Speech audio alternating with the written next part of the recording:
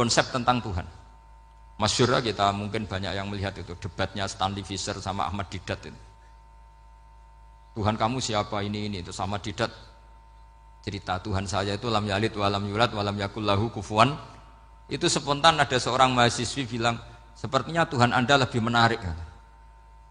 Karena Tuhan Anda yang menciptakan langit bumi, yang Tuhan ini kok lahirnya sudah di bumi, masa lahir-lahir langsung jadi Tuhan.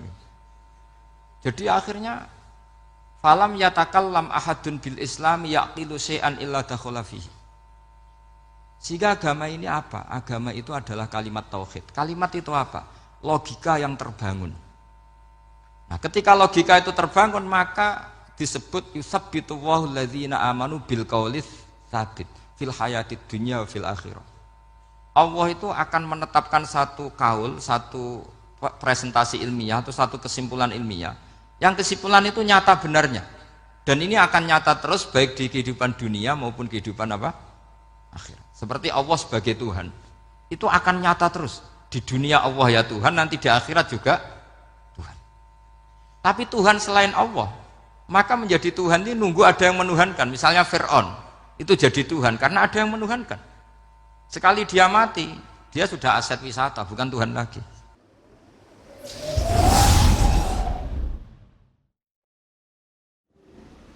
Terus riyen wonten cerita udan niku rahmat. Jadi nak sampean melayu saking udan berarti melayu saking napa? Rahmat. Terus niki terus cara berpikir niku udan niku rahmat. Terus termasuk tobat sing sah niku dawuh Imam Ghazali kon adus nganggo banyu udan sing ceblok langsung. Mergo nak liwat kenteng kadang kentenge iku hasil sumbangan proposal. Terus pun sing langsung mawon, sing liwat plastik pun mboten mandi niku. Pun mboten mandi niku sing niku mau sama niku. Terus dulu di antara syaratnya tobat niku dawuh Imam Ghazali niku adus udan sing perawan, maksudnya sing asli ceblok saking putih langit niku langsung sampean ombe. Nak tepak nggih tobat, nak mboten tepak nggih lara niku. Mergi asli. Terus kula matur nuwun sangat jenengan hormat teng Raden Asnawi. Beliau sekarang generasi keempat ya, wonten sing generasi ketiga. Nasab kula kepanggih Raden Asnawi teng Asnawi sepuh. Terus Mbah Raden Asnawi gadah bah namine Abdullah Husnen, terus Ibu Ayu Sofia niku binti Asnawi sepuh. Kula buyut kula kandung damaran niku Hafsah binti Maksum bin Soleh bin Asnawi sepuh. Kenapa saya cerita zuriyah gitu? Terus satu peradaban. Gini bahasa Indonesia mohon nggih. Kersane gaul. Satu peradaban itu yang bisa bangun itu zuriyah. Zuriyah itu komunitas gen. Meskipun nanti komunitas gen itu bisa disadap atau dibajak oleh orang-orang yang tidak gen. Jadi agak ilegal tapi itu sah. Karena sampean bisa misalnya kalah nasab sama saya, misalnya bilang nanti ketemu di Nabi Adam saja Gus gitu. Nanti pasti kita ketemu di siapa? Nabi Adam.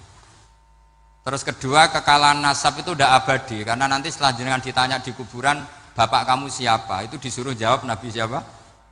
Ibrahim. Terus kekalahan nasab sampean nanti berakhir di kuburan karena nanti dijawab siapa bapak kamu, disuruh jawab siapa? Nabi Ibrahim. Jadi yang punya bapak Karmen apa itu sudah selesai, sudah nggak dipakai lagi. Nanti pakai siapa? Nabi siapa? Ibrahim. Nah, kenapa saya cerita bahwa nasab gen itu akan disatukan oleh satu visi ilmiah yang objektif. Gini ku dawe Nabi Yusuf, wattaba'tu millata abai Ibrahim wa Ishaq wa Yaqub. Terus dawe Nabi Yusuf, maka nalana an nusyrika billahi min syai'. Jadi saya ngikuti leluhur saya. Ini dengerin ya. Saya ngikuti leluhur saya, yaitu Nabi Yakub bin Ishak bin Ibrahim. Leluhur saya itu siapa?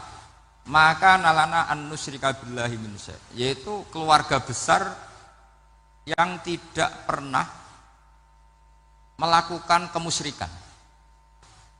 Ya, keluarga besar kami punya tradisi tidak pernah melakukan kemusyrikan. Dan bahkan itu dibahasakan tidak mungkin kita ini melakukan kemusyrikan. Maka nalana itu kira-kira kalau bahasa Indonesia itu kita ini tidak mungkin melakukan kemusyrikan.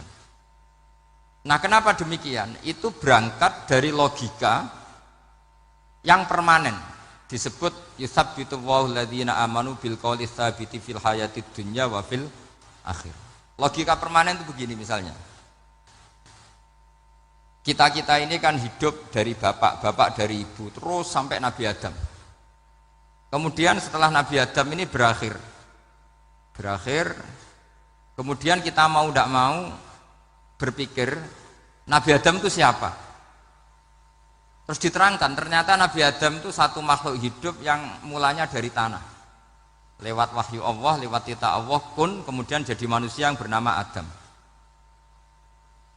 Sebelum Adam ada bumi, ada langit, ada cakrawala, macam-macam. Kemudian itu kita rumuskan lagi, asal usulnya adalah tidak ada, adamiyun makhdun. Akhirnya kita tahu bahwa alam raya ini diwujudkan setelah dari tidak ada. Nah, tentu terus kita berpikir dari tidak ada menjadi ada itu pasti penyebabnya adalah sesuatu yang ada. Nah, yang ada itu disebut wajibil wujud.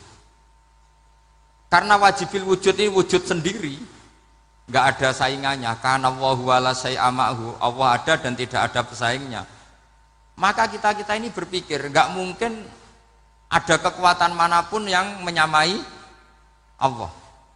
Sehingga nggak ada Yesus mungkin menyamai Allah, nggak ada Fir'aun, nggak ada Lata, nggak ada Uzza.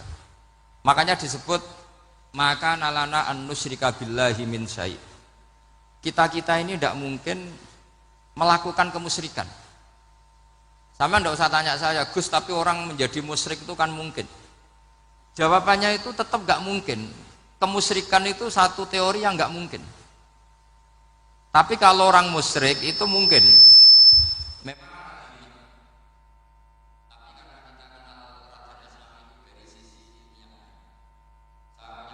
Kitab beliau, mungkin saya termasuk pernah cucu yang membawa kitab beliau banyak ke Korea. Saya itu beli pesolatan tuh bukan 1 2 sampai 2 kerdus 3 kerdus. Itu mulai dulu, mulai saya ngiai sampai sekarang tak bawa ke Sragen, ke Solo Tigo, termasuk tak bawa ke Korea. Jadi mungkin ya ini GR saya ngaji di sini itu barokahnya jualan pesolatan. Tapi bukan jualan yang cari laba enggak, karena tak gratiskan, tapi itu dagang akhirat lah kira-kira gitu. Jadi kalau saya masuk neraka kita era pantas, bakul pesolatan kok masuk neraka gitu, kayak itu nggak pantas itu. Karena saya termasuk orang ya yang cara berpikir itu optimis. Dulu di sini ada orang alim alama namanya Raden Asnawi. Terus kemudian sejarah agak berpolemik, ada yang mengatakan beliau itu muridnya Syekh Nawawi, ada yang mengatakan tidak. Apapun itu yang saya yakini adalah beliau ya saling istifadah lah, saling bermanfaat bagi Syekh Nawawi Banten. Saya punya catatan sejarah banyak tentang Raden Asnawi karena guru-guru kita itu akan ketemu di Syekh Nawawi Banten. Yaitu kita tahu misalnya saya ngaji Mbah Mun ngaji Mbah Zubair misalnya ngaji Syekh Fakih Mas Kumambang, ngaji Mbah Mahfud, terus ngaji Sayyid Abi Bakar Sato, terus ngaji Sayyid Zaini Dahlan. Kalau keluarga sini mungkin misalnya Gus Hafid, Mbah Niam, Mbah Zuhri, terus Raden Asnawi. Raden Asnawi kita tahu nikah dari istri mudanya Syekh Nawawi, yaitu Nyai Hamdana. Saya sering diceritani Mbah Mun, terus Nyai Hamdana punya anak yang namanya Zuhriyah dari Syekh Nawawi. Kemudian setelah dinikahi Raden Asnawi punya anak namanya Zuhri, Minan, Niam, terus sampai ke Gus Hafid, Hafid bin Niam. Kenapa saya cerita ini? Karena kealiman itu adalah sesuatu yang dibanggakan Allah. Imam Amudi itu ulama ahli matematika. Jadi ada ulama itu ahli matematika. Dia nggak pernah ngajarkan pesolatan, zakat, sholat, tapi dia ngajar matematika. Kemudian dari matematika itu beliau menjadi ahli tauhid. Sehingga nanti Mungkar Nakir itu gak akan tanya dia marabbuka wa manabuka, karena dia punya rencana. Yang ngajar tauhid itu saya, kata. Jadi kalau dia malaikat Nakir, marabbuka, pangeran kamu itu siapa? Malaikat malah dilawan, kamu pernah ngajar tauhid? Saya ini guru tauhid. Singkat cerita, saking keramatnya Imam Amudi, kata Allah, ya Amudi, presentasikan ilmu tauhid yang lewat jalur matematika ke semua malaikat saya. Semua malaikat saya tahu cara berpikir matematis. Karena malaikat itu imannya itu iman mauhibah, karena dia malaikat ya iman karena tahu neraka, tahu surga, terus dia iman. Kalau kita ndak, kita iman tuh pakai logika, jadi lebih keren. Loh betul. Malaikat itu ketika bangga, ya Allah, apa ada orang yang imannya di atas kita? Jawabnya Allah ada. Siapa? Ya orang-orang kudus, kata Allah. Kira-kira gitu. Kenapa? Ya betul. Karena kamu iman saya itu wajar, kamu tahu saya, tapi mereka nggak tahu saya tapi iman. Kenapa bisa iman ya Allah? Karena mereka punya logika, punya akal. Akhirnya Imam Amudi disuruh sama Allah, presentasikan logika tauhid kamu lewat jalur matematika. Malaikat disuruh dengerin semua, isma'u ya malaikati, ini mimpinya wali. Terus Imam Amudi mulai mengajarkan nisbatul isnaini ilal wahid wa nisbatus salasa wal arba'ah ila ma la nihayatalah, niku binisbatin wahidah, yaitu far'un minal asli wa huwa al wahid. Mbok angka sebanyak apapun 2, 3, 4 sampai 1 miliar itu nisbatnya ke angka 1 adalah nisbatul far'i ilal asli, semuanya berasal dari 1. Maka hadhil awalim atau hadal alam ila ma la nihayatalahu, tetap semuanya ini cabang dari 1, yaitu wujud dari 1, yaitu Allah Subhanahu wa ta'ala. Sehingga semenjak itu ditiru sekian ulama. Akhirnya malaikatnya mantuk karena kepastian kalau Allah 1 yang diyakini malaikat itu sepasti logika yang dibangun orang-orang manusia ini, padahal tidak ngerti Allah Subhanahu wa ta'ala karena pakai akal. Sehingga di pondok itu orang harus ngerti mantek. Orang mantek itu ilmu yang jelimet tapi menyenangkan. Biasanya sing sinau ambek rokokan, sawangannya kayak filosof. Jadi paling gak agak paham dia alasan. Sementing nikmati rokok, tapi pikir nikmati pemikirannya, ternyata nikmati rokok. Kayak kemarin saya datang ke resepsinya Gus Agil, saya itu tertawa terus karena dengerin Habib Mutahar. Saya membaca bahayanya rokok. Setelah tahu bahayanya saya berhenti membaca. Tak pikir itu kan setelah tahu bahayanya saya berhenti merokok, ternyata enggak. Saya baca bahayanya apa? Merokok. Setelah saya baca, maka saya berhenti membaca, gitu. Bukan berhenti merokok. Itu ilmu kelas tinggi seperti itu harus mantap. Pernah beliau ditegur dokter, Beb, kalau rokok terus nanti mati. Tenang saja, saya masih bawa korek. Dikira itu kan orangnya yang mati, ternyata beliau enteng saja, santai aja dok, saya masih bawa korek. Jadi saya bukan nyarankan santri rokok, tapi orang rokok itu memang punya logikanya sendiri. Kalau Banafek Hajen itu masih pernah bahasa juga, karena Banafek juga turunan Mbah Mutamakin. Hak, rokok itu haram tau ora? Nak cara kula darani haram sebuti bah. Lah iya, nak haram ya bener aku. Mulane tak obong, barang haram apike diobong. Jadi saya sama orang-orang sepuh itu tidak pernah menang. Jadi apa ya, mereka itu orang yang sudah lama gimana ya, mau dikatakan bulat itu ya, tapi memang nggak pernah kalah mereka.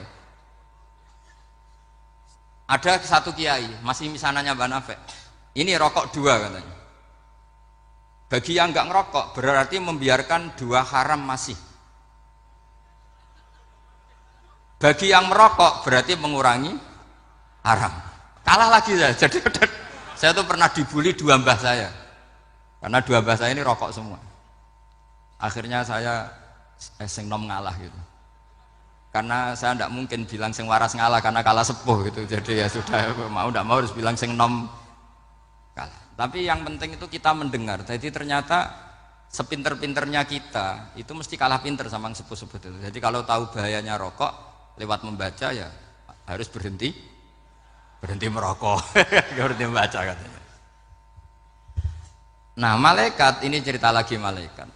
Saya memang dari awal niat hormat Raden Asnawi karena buyut-buyut beliau itu ketemu di buyut saya. Saya ini turunan Mbak Asnawi sepuh. Terus cuma buyut saya itu nikah Lasem, terus saya keceluk cucunya keluarga Lasem. Sebenarnya saya juga cucu Kudus. Tapi terus alhamdulillah sekarang kembali karena buyut saya menyuruh saya ngajar di Damaran, terus sampai sekarang saya ngajar di Damaran. Tapi buyut saya itu masih lahir di Damaran. Namanya Mbah Hafsah, itu Hamsah binti Maksum bin Soleh bin Asnawi Sepuh. Sama seperti nasab di sini Raden Asnawi, Mbah Abdul Husnan, terus Nyai Ayu Sofiyah, terus Mbah Raden Asnawi. Saya mau cerita, jadi ilmu itu lebih keren kita. Sehingga Rasulullah SAW pernah ngendikan, saya ini rindu sekali li ikhwani, kata Nabi itu ikhwani. Kata sahabat bilang, alasna ikhwanaka ya Rasulullah, bukankah kita ini saudara kamu, saudara engkau ya Rasulullah? Tidak, antum ashabi, kamu itu sahabat saya. Siapa teman-teman kamu itu ya Rasulullah? Yaitu kaumun yang tidak melihat saya, kemudian iman kepada saya. Jadi mereka seperti kita semua di Kudus ini tidak melihat Rasulullah SAW, tapi iman sama Nabi. Dan ketika malaikat yubahi bikum malaikah, Allah bangga dengan malaikatnya, membanggakan kita. Sampai malaikat itu sentimen, kok bisa ya Allah? Ya karena tadi, kamu iman sama saya wajar, karena kamu melihat surga, melihat neraka, melihat aras. Sementara orang Kudus coba ngelihat apa? Paling simpang 5, apa simpang 7 itu. Tapi imannya nggak kalah dengan malaikat. Kenapa nggak kalah? Karena tadi, kita diajarkan bahwa nisbatul isnaini wassalasah wal arba'ah ila ma la nihayatalaha, itu sama-sama nisbatul far'i ilal asli. Tetap yang asli adalah angka 1. Jadi nggak mungkin aslu hadhil asya nggak dari Allah itu, nggak mungkin. Tetap dari zat yang 1. Kemudian tentu ini bukan nisbatul walad ilal walid, anak ke bapak tentu enggak, tapi nisbatul khaliq sama makhluk. Tapi apapun itu pasti 1. Sehingga Imam Amudi akhirnya masuk surga lewat jalur itu, tidak usah lewat pertanyaan man rabbuka wa man nuka. Kelasnya disuruh ngajar malaikat. Saya punya rencana jadi pengajar malaikat nanti itu kan. Jadi orang-orang Kudus yang dapat barokahnya Raden Asnawi nanti jangan mau kalau ditanya man rabbuka wa man nuka. Kelasnya itu harus apa? Jadi gurunya malaikat. Karena bapak kita Nabi Adam itu keren. Nabi Adam itu adalah orang yang disuruh Allah dipresentasikan, dibanggakan Allah di depan para malaikat. Ketika ada malaikat yang agak hasut, tapi itu tidak malaikat papan atas, malaikat yang kebanyakan. Itu kan agak gak terima Nabi Adam jadi apa? Khalifah. Sampai malaikat ini usul ataj'alu fiha ma yufsidu fiha wasfikut. Makanya kalau saya protes sama malaikat itu malaikat yang ini, bukan Jibril sama Israel. Kalau protes Israel bahaya. Bisa dihabisin. Saya pernah ditanya seorang kiai, Gus jenengan gojlok malaikat kok berani? Ya karena malaikat yang jenis ini pernah gojlok Nabi siapa? Adam. Enggak percaya kalau Nabi Adam itu layak mimpin, sampai protes ataj'alu fiha may yufsidu fiha wasfikut dima. Tapi apa yang terjadi? Allah mengajarkan satu ilmu di Nabi Adam, kemudian disuruh meresentasikan. Qala ya Adamu ambihum bi asma'ihim. Adam, coba kamu presentasikan ilmu kamu. Setelah Nabi Adam fasih mempresentasikan ilmu, kata Allah, kamu bisa enggak sepinter Nabi Adam? Enggak bisa ya Allah. Makanya sudah saya bilang ini alamu malah. Saya lebih tahu siapa yang layak mimpin. Jadi layak mimpin itu pertama harus kuwatul ilm, ilmunya itu harus kuat. Nanti saya akan cerita hubungannya Raden Asnawi dengan Syekh Nawawi. Apa itu hubungan teman, apa murid guru, itu memang masih jadi polemik sampai sekarang. Kalau saya ya keyakinan saling istifadah. Ini bahasa netral, tidak murid guru tapi saling apa? Istifadah. Kata Syekh Nawawi dalam tafsir Munir itu, ilmu itu nomor 1. Sehingga beliau setiap ada ayat fa inna hisballahi humul ghalibun, beliau pasti menafsiri bil hujjah wal barohin la bis saulah. Saya masih ingat betul takbirnya, memang saya hafalkan. Tapi bukan untuk modal pidato, bukan modal sebagai wong alim. Kalau pidato gampang, pidato itu semua orang bisa. Kalau jadi orang alim itu tidak gampang. Lebih susah lagi wong alim buat pidato. Itu kalau nggak pernah mbah saya tidak mau. Karena memang saya terkenal nggak suka pidato. 1 memang nggak bisa. Nomor 2 tidak ingin. Nomor 3 ya rugi. Karena pidato itu nasib-nasiban itu. Kalau nasib baik kamu tidak paham itu, wah Gus Ba ilmunya tinggi sehingga kita tidak paham itu kalau nasib baik. Kalau nasibnya tidak baik, nak ngendikan bulat sama hamno, itu tepak-tepakan. Dan Syekh Nawawi itu benar, Raden Asnawi juga benar, semua guru-guru kita benar. Karena agama ini sebetulnya bukan masalah negara, tapi masalah logika yang sehat. Uni Soviet itu pernah mengkooptasi Uzbek, Ceknya, Tajikistan, itu 100 tahun. Orang dipaksa ateis. Tapi orang-orang Uzbek, saya sering ketemu lama Uzbek, kadang ketemu di Korea, kadang di Malaysia. Orang-orang Uzbek itu punya basement di bawah tanah. Kemudian di bawah tanah ini mereka ngajarkan tauhid. Ngajarkannya ya gampang. Misalnya ini sesuatu yang ada, iya ini. Ini ada penciptanya enggak? Ya ada. Siapa? Tukang katanya. Yang penting itu enggak ada logika bahwa sesuatu yang ada disebabkan oleh ketiadaan. Lah orang komunis, orang ateis itu orang yang mengatakan alam ini didahului oleh nihilisme, oleh adamiyah. Masuk akal enggak sesuatu yang ada, penciptanya sesuatu yang tidak ada. Sehingga orang anak-anak Uni Soviet itu enggak pernah kepikiran membenarkan ateis, itu enggak pernah. Bareng Uni Soviet ada itu Glasnost Perestroika itu kemudian hancur, semuanya langsung menjadi negara Islam, termasuk Uzbek, Tajikistan, karena diajari ilmu, bahwa ilmu itu yang nggak pernah kalah oleh negara. Sehingga saking pedenya Rasulullah SAW ketika Sulhul Hudaybiyah, ini agak jelimet tapi gampang dicerna. Sulhul Hudaybiyah itu satu perjanjian yang semuanya merugikan Rasulullah. Yaitu kalau orang kafir masuk Islam disuruh kembalikan ke kafir, karena kafir itu bagi mereka habitat, Islam itu hal yang baru.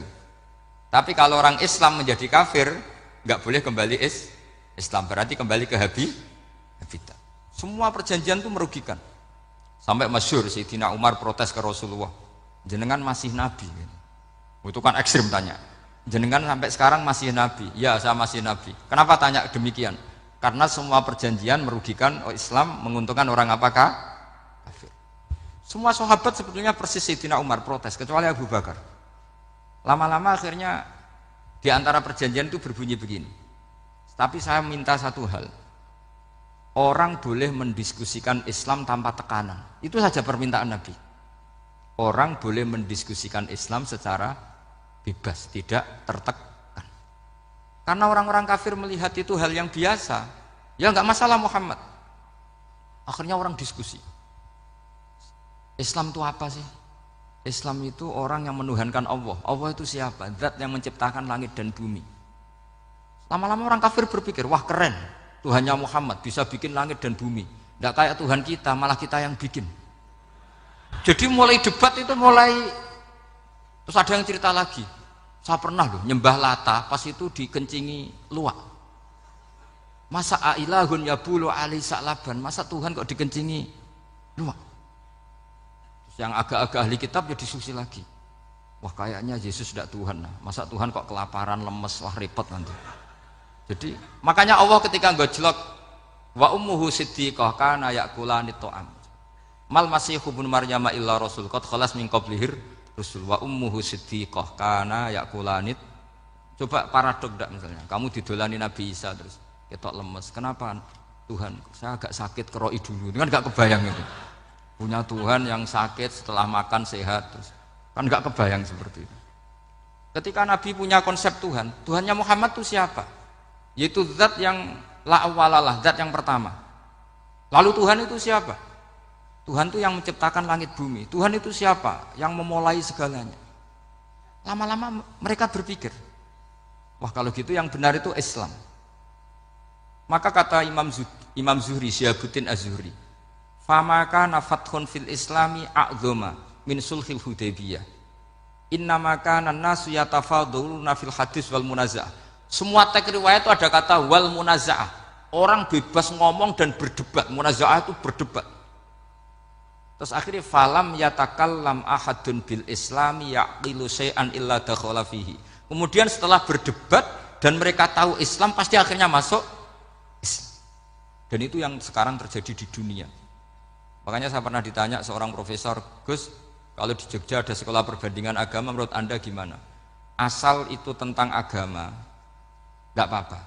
Tapi kalau yang dibandingkan umat Islam itu jangan. Karena nanti kalau di Indonesia kira-kira yang copet itu ditanya agamanya juga Islam, yang koruptor juga Islam. Jadi kalau yang dikaji Islamnya nggak apa-apa, tapi orangnya jangan kata saya. Karena yang bulat ya banyak, yang nggak sholat ya banyak. Tapi kalau Islamnya saja, misalnya adu konsep tentang Tuhan. Masyhur kita mungkin banyak yang melihat itu debatnya Stanley Fischer sama Ahmad Didat itu. Tuhan kamu siapa ini itu sama Didat cerita Tuhan saya itu lam yalid walam yulad walam yakul lahu kufuwan. Itu spontan ada seorang mahasiswi bilang sepertinya Tuhan Anda lebih menarik karena Tuhan Anda yang menciptakan langit bumi, yang Tuhan ini kok lahirnya sudah di bumi, masa lahir-lahir langsung jadi Tuhan. Jadi akhirnya falam yatakallam ahadun bil islam yaqilu syai'an illa dakhala fihi. Sehingga agama ini apa? Agama itu adalah kalimat tauhid. Kalimat itu apa? Logika yang terbangun. Nah, ketika logika itu terbangun maka disebut yusabbitu wallahu alladzina amanu bil qaulis tsabit fil hayatid dunya wa fil akhirah. Allah itu akan menetapkan satu kaul, satu presentasi ilmiah atau satu kesimpulan ilmiah. Yang kesimpulan itu nyata benarnya. Dan ini akan nyata terus baik di kehidupan dunia maupun kehidupan apa? Akhirat. Seperti Allah sebagai Tuhan itu akan nyata terus di dunia Allah ya Tuhan, nanti di akhirat juga Tuhan. Tapi Tuhan selain Allah, maka menjadi Tuhan ini nunggu ada yang menuhankan. Misalnya Fir'aun itu jadi Tuhan karena ada yang menuhankan. Sekali dia mati, dia sudah aset wisata, bukan Tuhan lagi. Makanya gejolokannya orang ulama Arab kalau ketemu ulama Mesir, kalau gejolokan itu lucu. Orang Arab ada Abu Jahal, Abu Lahab, penggaweane ngusir Nabi gitu. Itu gejolokannya ulama Mesir. Kata ulama Arab, kamu gayanya benci Fir'aun, tapi rizki kamu dari wisata melihat Fir'aun katanya. Itu gejolokannya ulama Arab sama ulama Mesir. Sehingga agama ini mengajarkan apa? Satu kalimat.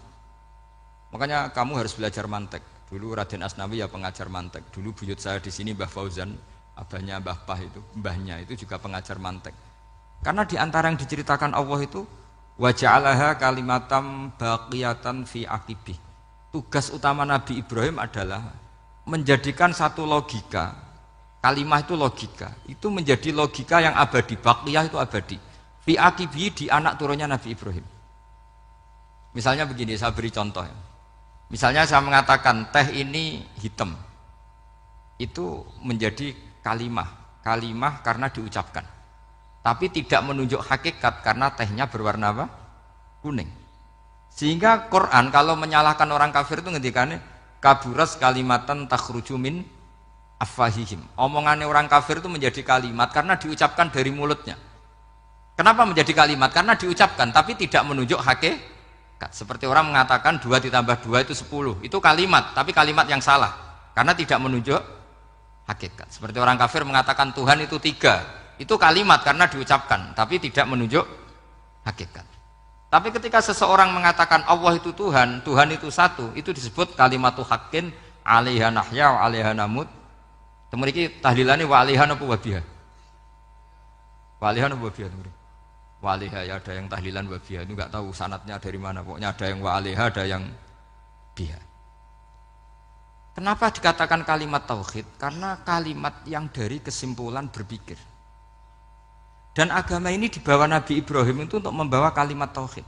Ciri utama kalimat tadi, kamu yakin seyakin-yakinnya bahwa nisbatul snaini wassalasah wal arba'ah ila ma la nihayata laha itu kanisbatis snaini ilal wahid, yaitu semuanya far'un minal asli. Aslinya adalah wahid. Sehingga di kitab, saya pernah ngaji Mbah Mun, namanya kitab Al-Husunul Hamidiyah. Itu dikarang oleh ulama-ulama sekarang, itu diajarkan di MGS. Ini mbah-mbahnya Gus Akil pendirinya madrasah MGS. Itu ada gambarnya di situ. Di situ ada gambar piramida, ada gambar hewan, ada gambar pohon. Kata yang ngarang, gambar sedetail ini, sejelimet ini dimulai dari nuktah wahidah. Tetap dimulai dari satu titik. Dan ini disebut nuktatil wujud. Jadi orang kudus sebanyak ini tetap dimulai dari satu orang, yaitu Adam. Adam dimulai dari ketiadaan. Lalu siapa al-mujid? Pewujudnya siapa? Hanya Allah Subhanahu wa ta'ala. Sehingga ulama-ulama termasuk Senawawi itu paling suka ngendikan semua makna Quran dikumpulkan di Fatihah, Fatihah dikumpulkan di Bismillah, Bismillah dikumpulkan di ba, karena di ba itu ada titik nukdotil wujud, yaitu disingkat bi kana makana wa bi yakunu ma yakun. Karena saya, kata Allah, semuanya akan ada, dan karena saya yang enggak ada, semuanya suatu saat ada. Disebut nukdotil wujud. Nah, kita meyakini kalau Allah satu itu seyakin-yakinnya, karena nggak mungkin angka nggak dimulai dari angka satu. Begitu juga gambar seapapun julumete. Misalnya sampean gambar zaman saya kecil, gambar paling favorit itu apa? Kambing bertarung. Itu gambarnya kan susah. Daripada gambar kambing bertarung susah terus dibikin kotak saja, tembok. Kalau tanya gurunya, gambarnya mana? Di belakang tembok, Bu. Ini itu dulu saya diwarai anak-anak nakal ya. Jadi semua satu gambar itu disuruh gambar harimau, yang satu disuruh gambar kambing bentrok, yang satu disuruh gambar matahari, semuanya kotak semua. Ini itu Bu, gambarnya di belakang apa?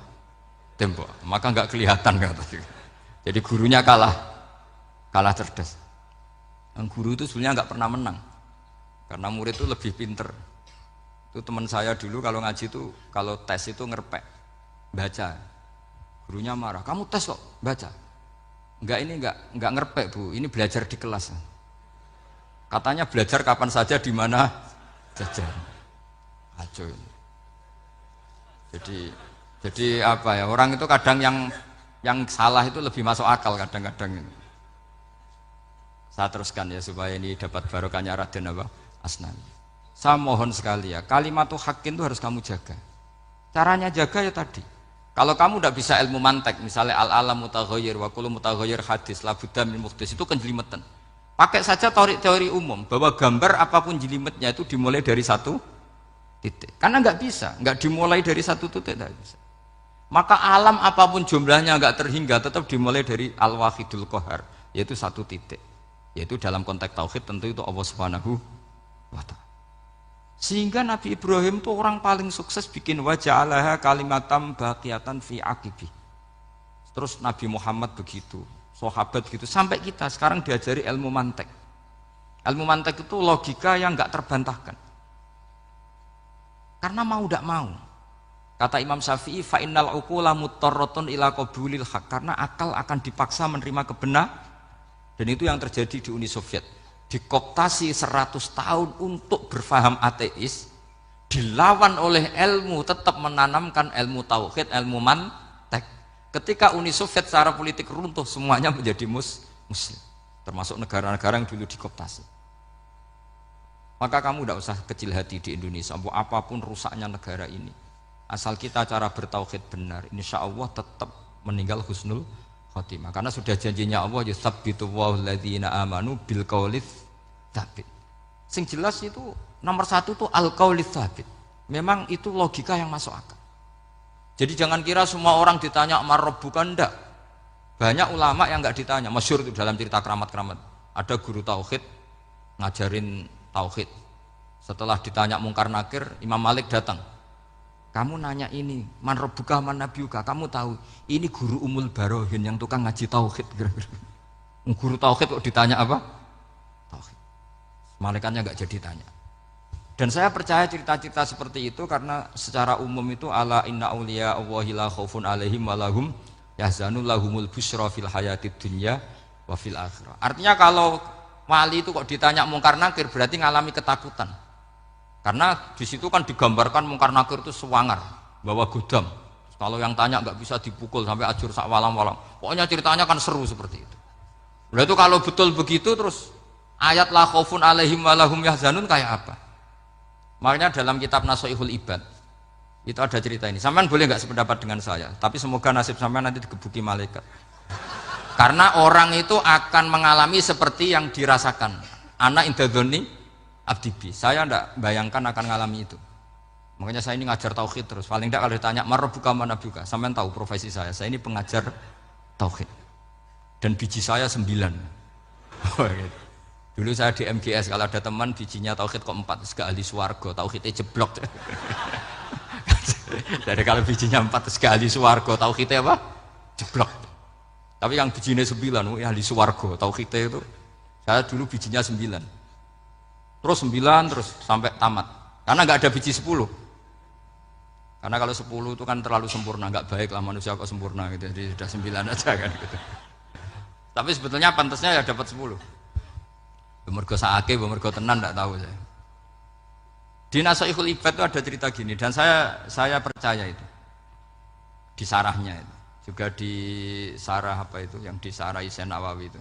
Pokoknya saya kalau ingat Raden Asnawi pasti ingat Syekh Nawawi. Saya tidak memastikan apa murid guru apa saling istifadah, yang jelas itu teman dekat, teman fil ilm. Sayyidina Ali itu pernah minta kasaf sama Allah. Saya percaya tidak semua orang ngalami marbuka ditanya itu. Ya Allah, saya minta kasaf itu ngerti alam gaib.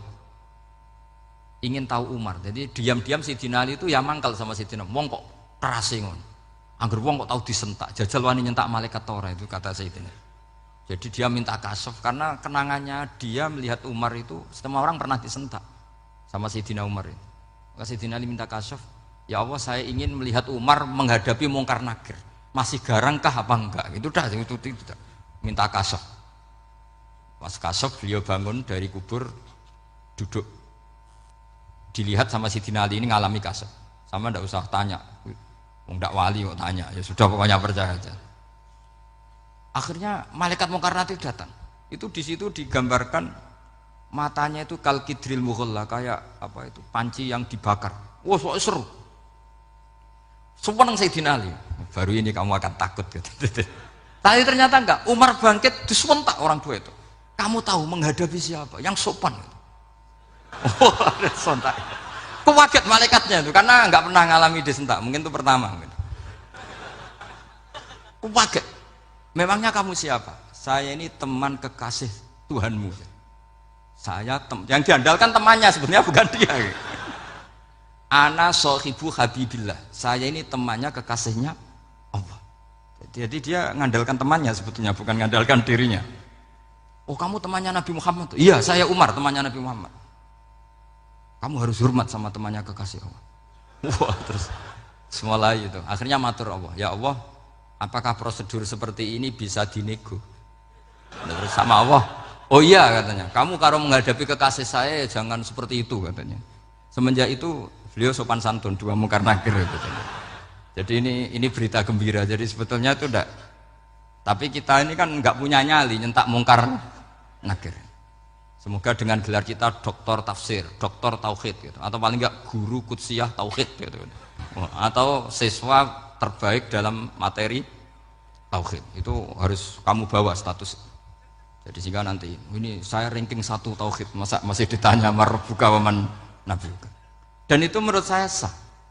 Sama enggak usah protes takbirin gitu. Susah usah takbiran.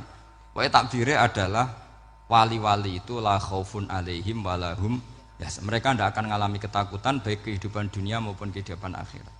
Bahkan para malaikat itu mengatakan ke wali-wali nahnu awliyaukum fil hayatid dunya wa fil akhirah. Kita ini teman kamu, saudara kamu, mitra kamu. Masa mitra kok nutui itu kan enggak fair.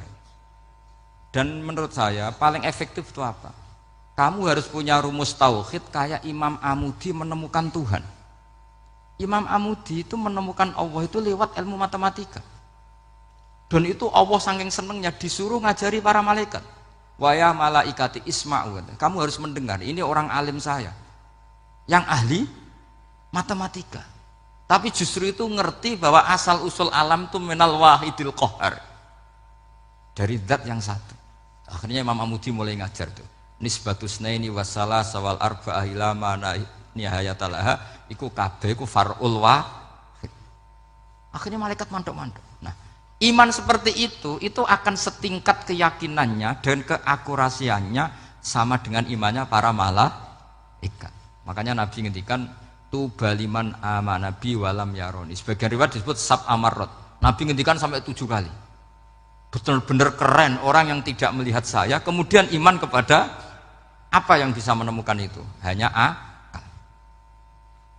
Misalnya contoh paling gampang ya yang dialami para ulama. Ya saya ulang lagi yang dialami para ulama. Ketika menemukan ilmu ya yang menjadikan mereka mahabbah Rasulullah Shallallahu Alaihi Wasallam. Nabi itu paling suka itu sholat. Nabi itu paling senang sama sholat. Wa qurratu aini fi sholat. Terus beliau ngendikan as-sholatu imaduddin. Itu Terus beliau kalau muji sholat tuh sundul langit. Sampai beliau kalau banyak masalah itu bilang ke Bilal, arifna ya Bilal, saya kasih istirahat. Itu maknanya mau sholat. Semuanya sholat. Pertanyaannya adalah, apakah mungkin seorang raja yang ambisi jadi raja, kemudian yang dikampanyakan adalah orang supaya sholat?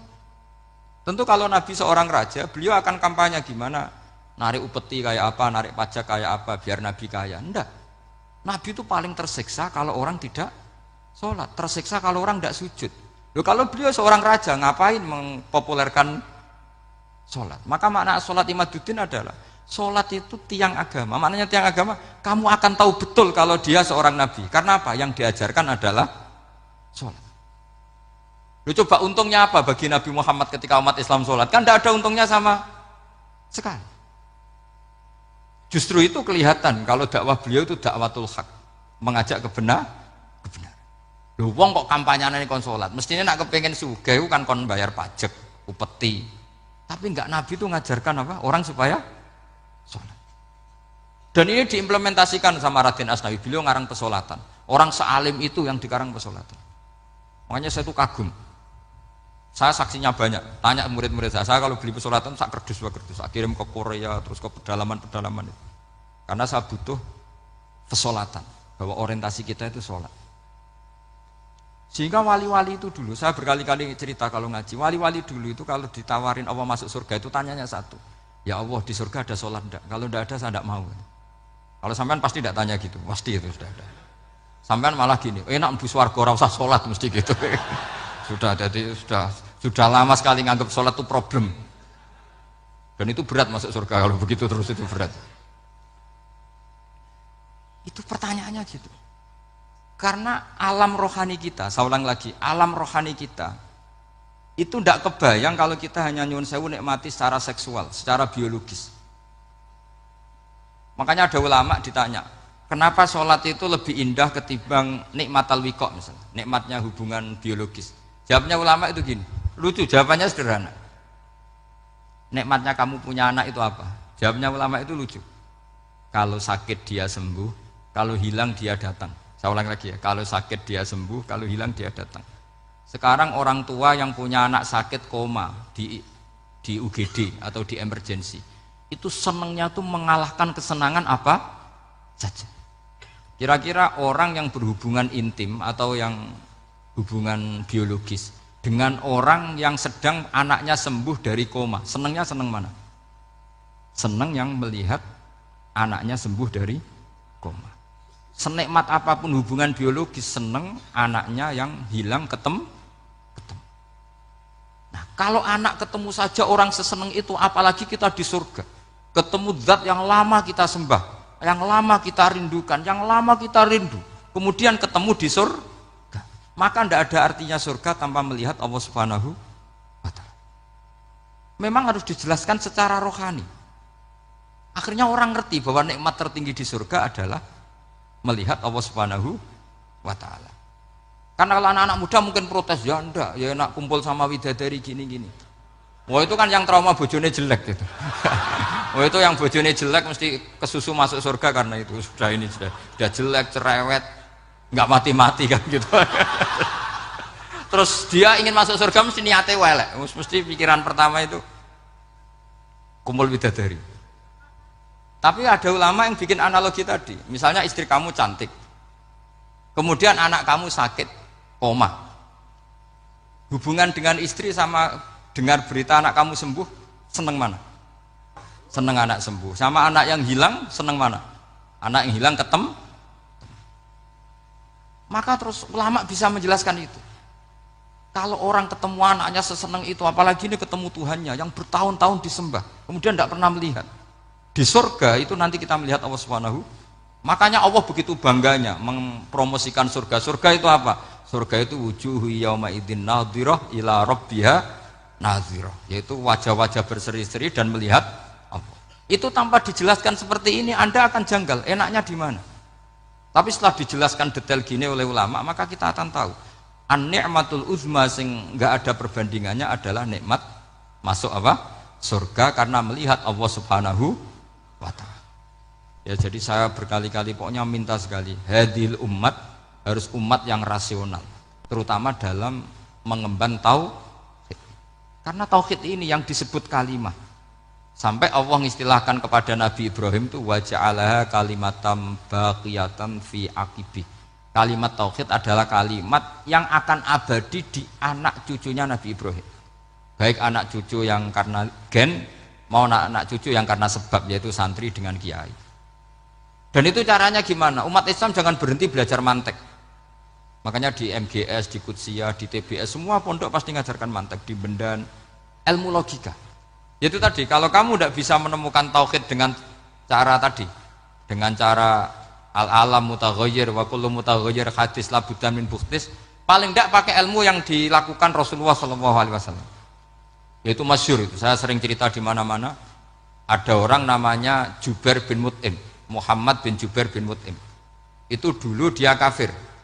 Dia orang pinter sampai dipasrai jadi negosiator untuk mengurus tawanan perang Badar yang ditawan Rasulullah SAW.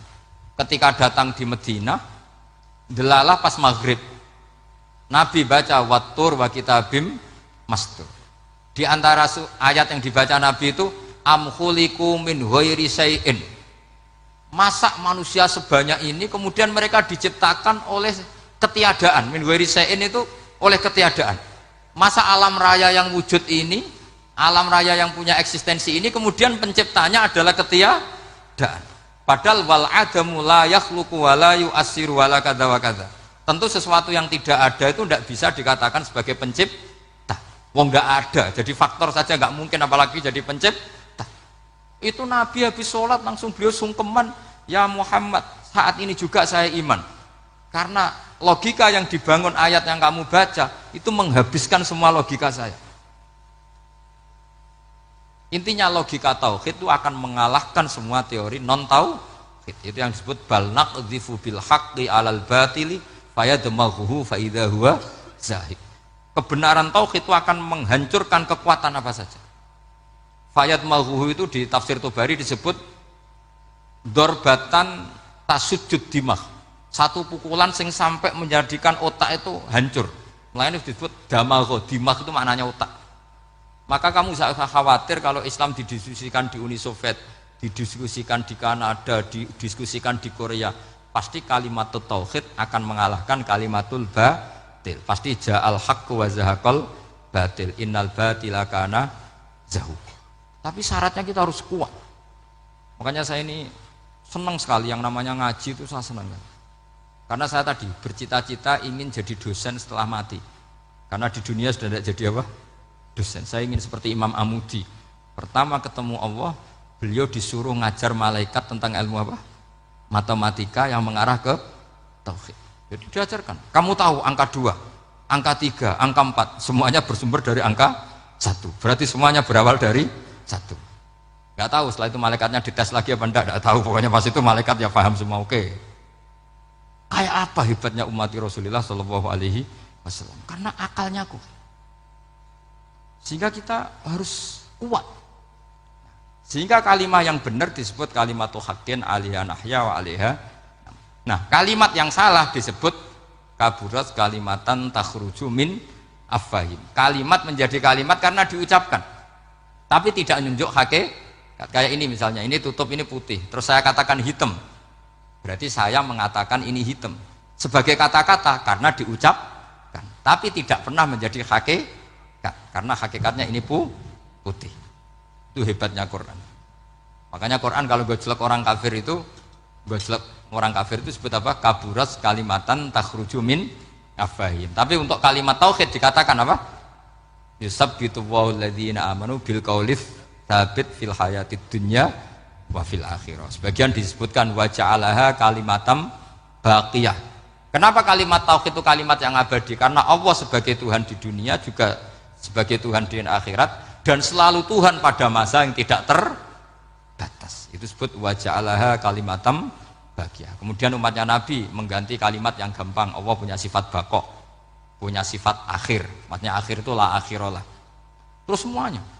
Yang paham ya alhamdulillah, yang enggak paham dikon ngapal wujud kidam baqo mukhalafatul khawadisi qiyamuhu binafsi wahdaniyat qudrat irada. Wes paham. Lah kok sing rada alim terus roh bedane iki sifat ma'ani iki maknawiyah. Cara Mu'tazilah ngene, cara Ahli Sunnah ngene. Wah itu sudah kejlimetan buat saya. Sementing pokoknya wujud hitam. Nah, kenapa yang pertama yang disebut wujud? Karena yang membedakan kita dengan faham ateisme itu ya sifat wujud. Yaitu mereka mengatakan alam raya ini dimulai dari ketiadaan. Wah itu akal mana saja itu nggak bisa nerima masa ketiadaan menciptakan sesuatu yang ada. Maka kata Ibnu Hajar al-Asqalani ketika mentafsirkan mensarai hadis salasun mangkunna fihi wajata halawatal iman. 3 hal ini kalau kamu faham maka menemukan manisnya iman. Manis itu enak. Terus kata Ibnu Hajar al-Asqalani masih ingat betul dalam sarahnya Fathul Bari wa yusamma inda ahlil aql misalnya al-iltizat al-aqli. Agama ini mengajarkan kenyamanan cara berpikir. Coba kalau sampean seorang doktor atau seorang profesor atau seorang pinter kemudian kamu dipaksa mengimani bahwa alam ini diciptakan oleh ketiadaan, itu bisa tidur gak? Oh tidak bisa tidur. Sampean misalnya orang pinter dididik di kampus atau dididik di pondok, alam ini yang wujud, yang menciptakan itu sesuatu yang tidak wujud, kamu bisa tidur tidak kira-kira? Ini guru apa? Ini sarap ini.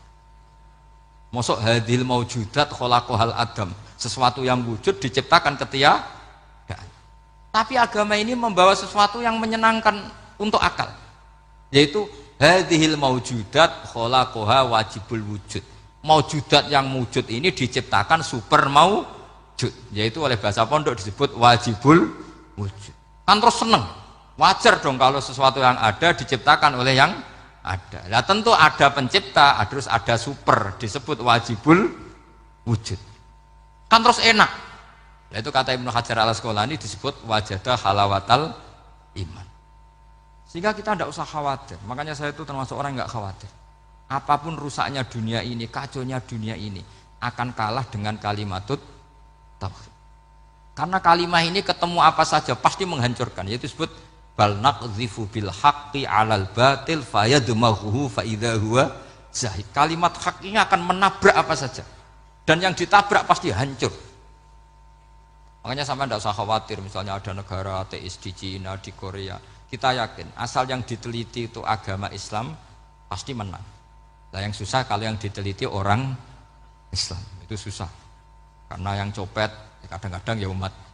Apalagi di negara yang mayoritas muslim, nanti copetnya, premannya, koruptornya semuanya beragama Islam. Makanya kita hanya punya pilihan 2 itu, umat Islam dan Islam yang kumat itu dok. Kalau tidak umat Islam ya Islam yang kumat. Tapi kalau kalimat tauhid itu kalimat yang aman, tak jamin. Tak jamin 100%. Sehingga saya itu kalau ditanya Profesor Pak Bahak, kalau suatu saat Indonesia jadi negara yang sangat terbuka, kemudian ada sekolah perbandingan agama, menurut Anda prospek Islam gimana? Saya jawab asal yang dikaji Islamnya bukan orangnya, pasti Islam tetap prospek. Asal yang dikaji apa? Islamnya bukan orangnya. Kalau orangnya ya Masya Allah. Ya itu tadi kalau tidak umat Islam ya Islam yang umat. Ya ngoten mawon supaya niki mungkin untuk barokah napa Raden Asnawi untuk barokah ngaji kalimat tauhid. Terus sampean kudanan niki kula mboten sakake, tak anggap untuk rahmat ngoten mawon nggih.